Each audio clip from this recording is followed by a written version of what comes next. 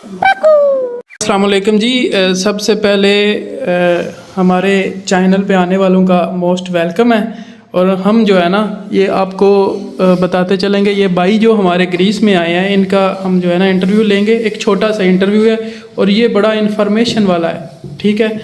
Interview जो हमारे भाई गल्फ़ कंट्री से आ रहे हैं, हम सब गल्फ़ कंट्री से आए हैं, तो ये उनके लिए है। बड़ी मोस्ट इम्पोर्टेंट वीडियो है और इससे आपको बहुत इन्फॉर्मेशन मिलेगी। और ये हमारे यहाँ कामल भाई जो पाकिस्तान से हैं, तो ये दुबई में पिछले 8 साल से काम कर रहे थे। और बाकी खैर ये अपने बारे में आप बताते हैं कि अस्सलाम वालेकुम कामल भाई। जी वालेकुम सलाम। फर्स्ट ऑफ ऑल बहुत शुक्रिया आपका मुझे इस सिलसिले में बुलाने का, और जितनी भी इंफॉर्मेशन मेरे पास है इंशाल्लाह मैं कोशिश करूँगा तो के साथ शेयर करूँ और इसको मुख्तसर करूँ। कामल भाई सबसे पहले आप बताएं, आप कितनी देर से ट्राई कर रहे हैं? ऑलमोस्ट 7.5 साल पहले दिन से जब दुबई से कदम रखा था, ट्राई किया था। अच्छा, यानी 7 ईयर से आप जो है ना ट्राई कर रहे हैं, ठीक हो गया। तो अभी आप जो है ना पहले, इससे पहले भी आपने, आप अभी ग्रीस में है, इससे पहले आपने कभी किसी कंट्री का अप्लाई किया? इससे पहले मैंने पोलैंड का किया था। अच्छा, पोलैंड के बाद पुर्तगाल का किया था, वो स्कैम हुआ था हमारे साथ। भाई पोलैंड का तो बड़ा स्कैम होता रहा और मैंने भी बड़े पैसे फंसाए हैं। स्कैम हुआ था, उसका पैसा काफ़ी वेस्ट हुआ। अच्छा, आप मुझे ये बताएं कि पोलैंड के जो जिधर आपने अप्लाई किया था वो एजेंसी कौन से थी? वो हमारे को पाकिस्तानी तो नहीं थे, क्योंकि हमारे पाकिस्तानी एजेंसी भी काम करती रही है एक। नहीं, वो एजेंसी एक्चुअली उसमें थे मलबारी थे, एक पंजाबी था, वो इंडियन ही थे सारे। सही।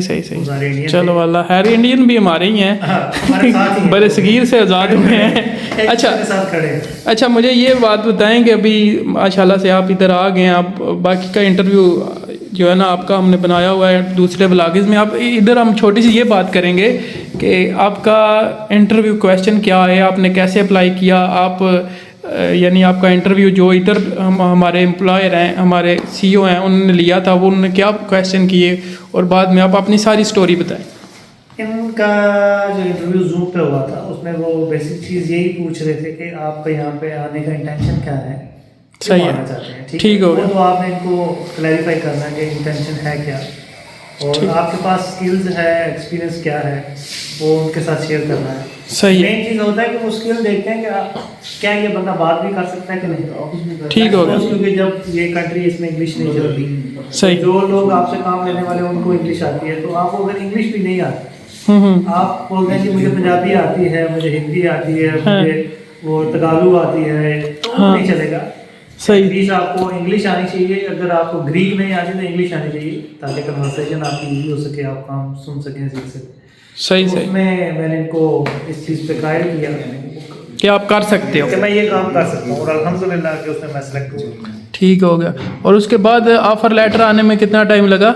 इंटरव्यू के 2 दिन बाद ऑफर लेटर आ गया, वो साइन किया। और ऑफ़र लेटर के कितनी देर बाद आपका वर्क परमिट आ गया? Almost with in 3 months. 3 months के बाद फिर आपने क्या किया? फिर उसके बाद क्योंकि दिसंबर था, दिसंबर में अपॉइंटमेंट नहीं मिल रही थी, क्योंकि मेडिकल वगैरह आपने करवाया? तो उन्होंने हमें मेडिकल का बोल दिया कि ये मेडिकल करवाया, PCC टेस्ट, मुफा टेस्टेशन करवाई। फिर उसके बाद वेट किया अपॉइंटमेंट का, जो कि हमें जनवरी में अपॉइंटमेंट मिली। सही है। और जो अल्हम्दुलिल्लाह मज़े की बात और जो अमेजिंग चीज़ है वो ये है कि 21 तारीख को हमने इंटरव्यू दिया अबू धाबी एम्बेसी में, 22 तारीख को हमारा वीज़ा। अल्हम्दुलिल्लाह। और मुझे ये बताएं कि इंटरव्यू में आपसे क्या क्वेश्चन किए, और आप ये भी बताते चलें कि मोस्टली ये क्वेश्चन यही होते हैं सबके, अगर टफ़ इंटरव्यू हो, और कुछ नेशनैलिटी ऐसी हैं जिनसे इंटरव्यू इतना टफ़ नहीं लिया जाता। हाँ, वहाँ पे एक जो कि मेरे लिए सरप्राइजिंग नहीं थी, क्योंकि मैं ऑलरेडी प्रिपेयर था इस चीज़ के लिए। मेरे साथ जो ग्रुप में थे, इंडियन थे, नेपाली थे, और मैं पाकिस्तानी था। तो इंडियन नेपाली इन नेशनैलिटीज़ के 2 मिनट से ऊपर इंटरव्यू नहीं हुआ। सही है। इंटरव्यू, और फिर मेरे बाद एक और दोस्त हैं दूसरे ग्रुप में गए थे, उनका भी 10 से 15 मिनट का इंटरव्यू, इससे कम नहीं हुआ। सही है। और उसकी वजह ये है कि एक तो स्कैम जो करने वाले लोग या स्कैम के थ्रू 2 नंबर लोग आए थे यहाँ पे, वो सारे पाकिस्तानी लोग थे, जिसकी वजह से जो उनका एक नज़रिया है ना हमारे पासपोर्ट को लेके या हमारी नेशनलिटी ये है कि वो हर एक को टाइट इंटरव्यू देते हैं। आया कि ये जर्मन बंदा है, इसको कुछ पता है कि नहीं। क्योंकि इन्फॉर्मेशन सुनने में ये भी मिली थी कि उधर जो पहले एम्बेसडर बैठी हुई थी ना, तो वो यानी ज़्यादा जांच पड़ताल नहीं करती थी, ज़्यादा इंटरव्यू नहीं लेती थी। नहीं, इंटरव्यू लेती थी, लेकिन उसमें क्या है कि वो उस वक्त नया नया काम चल रहा था, क्योंकि ग्रीस का काम मोस्टली दुबई या अबू धाबी में इतना नहीं होता था। तो उस वक्त क्या होता था कि नॉर्मल सा जो क्वेश्चनिंग थी वो होती थी उसमें। सही। लेकिन बाद में जब पता चला कि जी यहाँ पे थोड़ा सा इशू आ रहा है, ठीक है, तो लोग जो हैं वो जा रहे हैं ग्रीस, लेकिन उनके डॉक्यूमेंटेशन की पूरी डिटेल चेकिंग होनी चाहिए। उसके बाद उन्होंने जो है डिटेल चेकिंग। और आप तो वह बड़े लकी बंदे थे, आपके यानी 2 दिन में 3 दिन में वीज़ा आ गया। और अभी सबसे पहले सॉरी ये बात मैं स्किप कर दी है कि आपसे क्वेश्चन क्या क्या किया उन्होंने, सबसे पहले क्वेश्चन क्या किया? सबसे पहला क्वेश्चन ये था कि आप दुबई में क्या करते हैं, सही है, और कितनी देर से कर रहे हैं। ठीक हो गया। फिर उसके बाद जो अगला क्वेश्चन था वो ये था कि आप ये वाली जॉब क्यों छोड़ना चाहते हैं और आगे क्यों जाना चाहते हैं। सही है। और जिस जॉब में आप जा रहे हैं कि आपके पास वो एक्सपीरियंस है, अगर है तो कहाँ किया, क्या जानते हैं। फिर जिस कंपनी में जा रहे हैं उस कंपनी के बारे में आप क्या जानते हैं, उसके मालिक का नाम क्या है, कंपनी ओनर का या CEO का क्या नाम है, आपका इंटरव्यू किसने लिया है, ठीक है, सही। और इंटरव्यू हुआ कैसे है, इंटरव्यू लेने वाले की एज क्या थी? एज क्या थी। उसके बाद ये पूछा जाता है कि आप इस कंपनी तक पहुँचे कैसे, इंटरव्यू तक। हाँ। कंपनी को बंदा था, कोई आपका रिश्तेदार है, कोई आपका फ्रेंड है, या कोई रिक्रूटर है लिस्टेड है जिनसे आपने कांटेक्ट किया। और उनसे कांटेक्ट किया तो कैसे पता चला उन रिक्रूटर्स का? वो बताया कि जी ऑनलाइन सर्च किया, वहाँ पे चेक किया, वहाँ पे जो लिस्टेड रिक्रूटर्स हैं सही। कांटेक्ट किया, CV ड्रॉप किया। फिर पूछा गया जी अच्छा आपकी तो इंग्लिश अच्छी है, लैंग्वेज स्किल अच्छा है, तो आप क्यों जाना चाहते हैं, यहीं पे रह के आप अपने आप को प्रोग्रेस में लेके। हाँ बिल्कुल, आप यहीं रह के अच्छा कमा सकते हैं। नहीं, हमें कोई अपॉर्चुनिटी या प्लेटफॉर्म ऐसा नहीं दिया गया।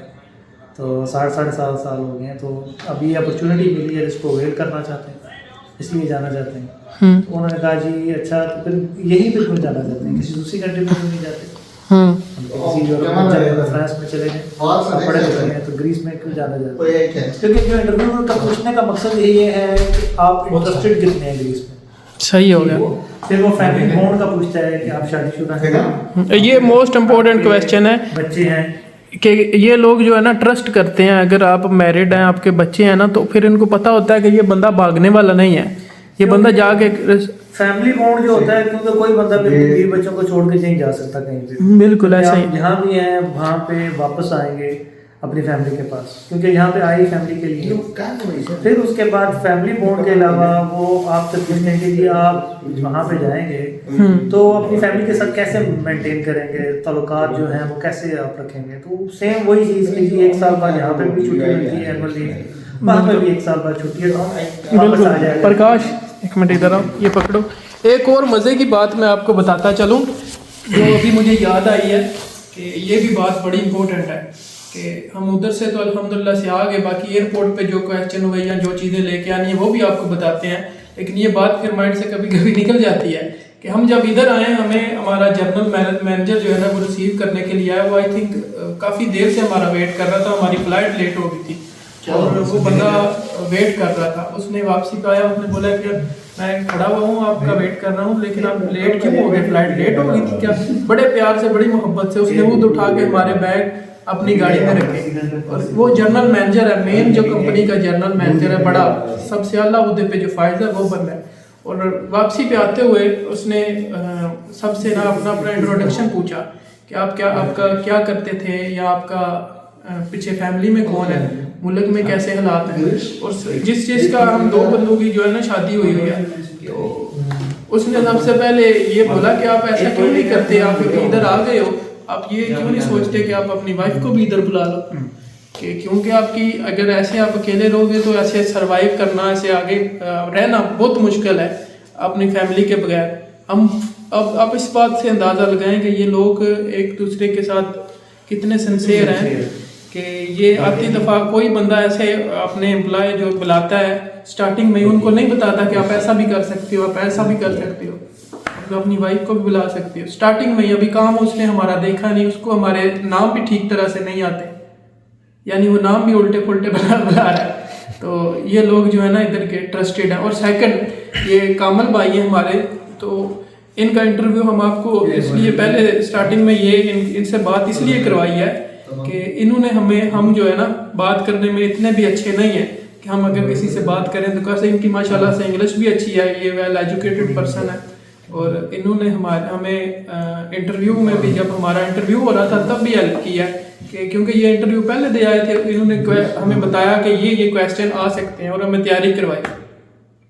और जब के हम पाकिस्तानी नेशनैलिटी का जो है ना थोड़ा इंटरव्यू भारी होता है, ये नहीं कह सकते कि पाकिस्तानी नेशनैलिटी का जो कामल भाई के साथ 5 बंदे थे इंटरव्यू देने के लिए गए हैं, वो जो है ना उनका जो अदर नेशनैलिटी थी इंटरव्यू इतना सख्त नहीं हुआ। लेकिन मेरे साथ जो गए थे हम 2 पाकिस्तानी थे और 3 थे दूसरी कंट्री के, एक इंडियन था। उनका भी इंटरव्यू उन्होंने ठीक ही लिया, इतना यानी कि हम बोलेंगे उनसे कुछ नहीं पूछा, इंटरव्यू ठीक ही लिया। तो इसलिए आप ये ना बोलें कि हम नेशनैलिटी दूसरी हम तैयारी नहीं करेंगे, भाई पूरी तैयारी करके जाओ। जो अपने मालिक का नाम है, जितने घंटे ड्यूटी है, जो करना है, जो काम करना है, जो फैक्ट्री प्रोडक्ट बनाती है, ये सब कुछ। और सेकंड कामल भाई आपको बताएंगे कि अभी हम जब आ रहे थे, हमारी फ़्लाइट थी, तो हमें रास्ते में जब एयरपोर्ट पे रोका तो वो उन्होंने बोर्डिंग करते वक्त क्या क्वेश्चन किए, क्या पूछा। और ये भी जो है ना आजकल स्कैम काफ़ी हो रहा है, तो इसलिए वो बड़ा जो है ना वेरिफिकेशन करते हैं, ये आपको बताएं। जी एयरपोर्ट पे जो वेरिफिकेशन है उसमें भी आप लीगल जा रहे हैं तो आपको सब कुछ पता होना चाहिए, कंपनी का नाम, कंपनी का वर्क परमिट का इशू है, आपने जो इंटरव्यू दिया वो किसको दिया, कौन सी डेट में दिया, और उसका टोटल प्रोसेस टाइम क्या था इंटरव्यू से लेके और यहाँ तक। अगर किसी एक रिक्रूटर के थ्रू जा रहे हो तो रिक्रूटर को कितना पे किया ये आपको पता होना चाहिए। फिर उसके बाद अगर आपके पास कोई रसीद है पेमेंट की, जो आपने एम्बेसी में पेमेंट की या ईमेल है, तो वो आपने उनको शो करनी है ताकि आपके पास लेजिट प्रूफ होगा, जी ये मेरे पास प्रूफ है, तो वो आपको छोड़ देंगे। लेकिन लेट्स सपोज आपको किसी चीज़ का नहीं पता, कंपनी का नहीं पता, कंपनी का नाम का नहीं पता, आपके पास कोई ना ईमेल है ना कोई रिसीट है, तो आपके पास तो कुछ भी नहीं है, तो आप कैसे प्रूफ करेंगे कि जी मैंने ये सब कुछ गो थ्रू हुआ हूँ इस सारे। और वो जो रसीद है ना, वो जब आप इंटरव्यू देने के लिए जाते हैं, आप एम्बेसी फीस देते हैं ना, वो एक कितनी सी रसीद आपको देते हैं, तो वो हमें तो किसी ने भी नहीं संभाली हुई थी, तो हम लकी थे कि कामल भाई के पास थी। तो वो जो है ना हम जो है ना इस वजह से हमें ज़्यादा दुश्वारी नहीं हुई, हम निकल आए आगे। बाकी आगे तो फिर इतना मुश्किल नहीं था, आगे जो है ना इतनी मुश्किल नहीं पेश आई। बाकी आप अपनी केयर करें, आती दफ़ा जो है डॉक्यूमेंट्स पूरे लेके आएँ, और दूसरा यार ये सामान भी पूरा ही लेके आओ। एक्स्ट्रा सामान या वैसे एक्स्ट्रा सामान अच्छा होता है, लेकिन जो कम नहीं होना चाहिए, वो जो 1-2 किलो ज़्यादा होता है ना, वो नहीं होना चाहिए। थैंक यू कामिल भाई, हमारे दर्शकों को अपनी जानकारी दी, आपको भी थ्याङ्क यू अली भाइ। ल त गाइज हेर्नुहोस्, अब के क्वेसनहरू सोध्न सक्छ, कसरी प्रिपेयर गर्ने, उहाँले हिन्दी भन्नुभएको छ, मेबी तपाईँहरूले हिन्दी त सबैले बुझ्नु भएको होला है। अब तपाईँहरूले कताबाट, कुन कन्सल्टेन्सीबाट र कुन त्यसको लागि ट्राई गर्दै हुनुहुन्छ, अब बुझेर गर्नु होला, त्यही भन्न चाहन्छौँ के अरे हामी चाहिँ है। ल तपाईँहरू ट्राई गर्न चाहनुहुन्छ भने गर्नुहोस्।